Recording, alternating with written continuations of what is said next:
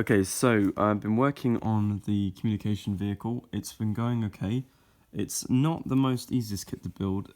Some of the parts are very fiddly, and some weren't fitting exactly how I wanted them to. So I've done some filling in here, and there's no guide really to put down these air vents. So I've kind of guessed where they're going to go. The back is pretty cool. Again, some weird kind of stuff was going on with this pipe thing here. I'm not sure what they were trying to do, but I had to create my own little kind of holder to it. And then it's just very basic on the inside. I put the windows in, as you can see. Not really worth opening up, so I was going to keep it closed. I did a really cool thing here with the ladder. Again, no guide, they just kind of give you an idea of where it goes. So what I've done is I've bent the ladder, so I've taken a piece and I've basically made a little kind of groove, a little joint in there, so you can see that clearly. Sanded it in so it looks a bit more uniform, and it's nice and uniform at the top as well and the bottom. The truck itself didn't come with a cab. What I mean by that is there was no cab that needed to be built, which was a bit annoying. It was part of another vehicle which I just got today. Funnily enough, I realised that the pieces to this are actually the same as the vehicle that I just bought, so they have these little dashboard things. Now, the annoying thing is, I had dashboard, I was working on it, and one of my tweezers, basically, it failed and it pinged off and I can't find it. So in the end, I decided to get some wood, which was left over from the Vietnamese shelters and houses that I was making from the Vietnam kit, and I used all the excess to basically build my own cab very crudely. So I've got a nice dashboard that I put together, added some parts. I'll be basically putting in some detailing for the actual, what do you call it, the actual dashboard with all of the dials, so I'll be doing that in a sec. I've done the steering wheel and added again my own piece because it didn't give you something, it didn't give you a decent enough piece, so I've done that, so that's a very small part. I've also cast my own figure. Now I tried using some of this new Plasto from Revell, but unfortunately it just didn't set hard enough, not like the Milliput, as you can see here, which is a lot more durable. It also hollowed out as well, which wasn't great. It's very brittle, which isn't easy to work with. In terms of working on this with the driver, technically that's the kind of place I want to have the driver, but with the steering wheel there's going to be a lot of jimming around.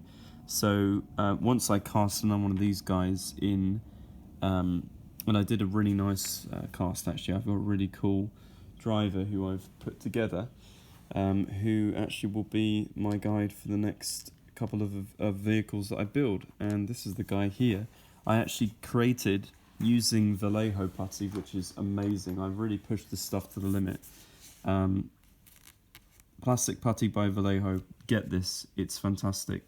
I was able to literally sculpt a Viet Cong or Vietnamese truck driver's hat, as you can see here.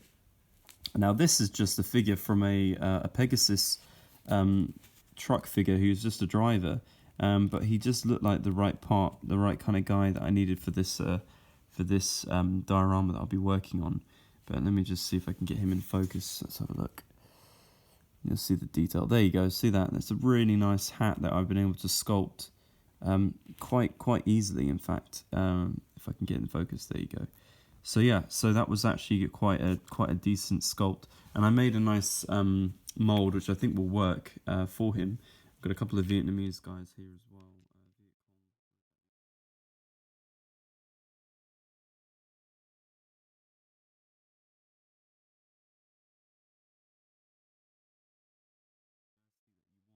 And I mean, it was a bit of effort, to be honest. I mean, I had to really do some work inside the cab with, again, testing the Vallejo putty. What I've done is I've actually created this front here because the gap was so far away that when you put it together, it should have a nice uniform cab on the inside. And that, if you can see, is not bad at all. I might just fill in a bit more at the top there, but actually, do you know what? I'm happy with that. I'm very happy because I want you to be able to look into the cab. The window, I think I've decided I'll do it half down, so a little bit of a unusual challenge. I think it'll be fun, adds a bit more diversity to the kit. So the guy will have his window down, driving on the Ho Chi Minh Trail. There'll be a really cool diorama. I'm going to have like grass all over this thing, lots of... see that I'm going to cut that just about there to make it look like the window's rolling up.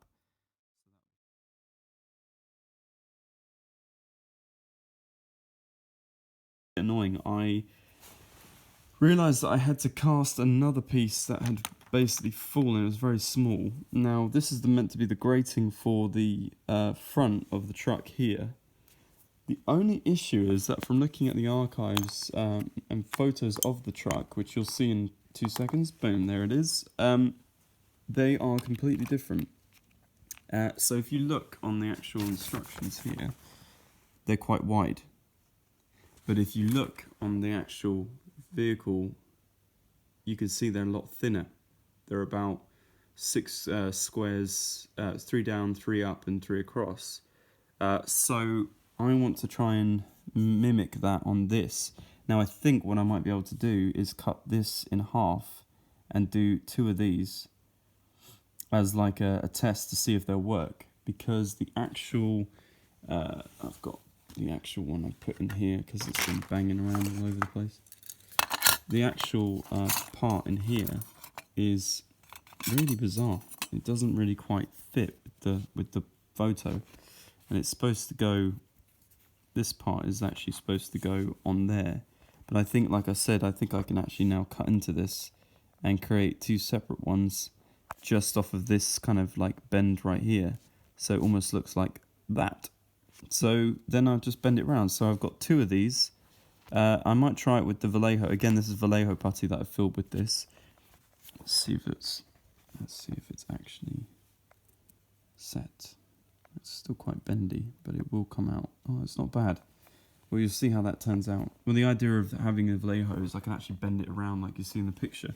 So, yeah, it's been an interesting kind of challenging build. Didn't think it would be that challenging, but it actually has turned out to be. A couple more things have to be put on, and then it's ready to spray.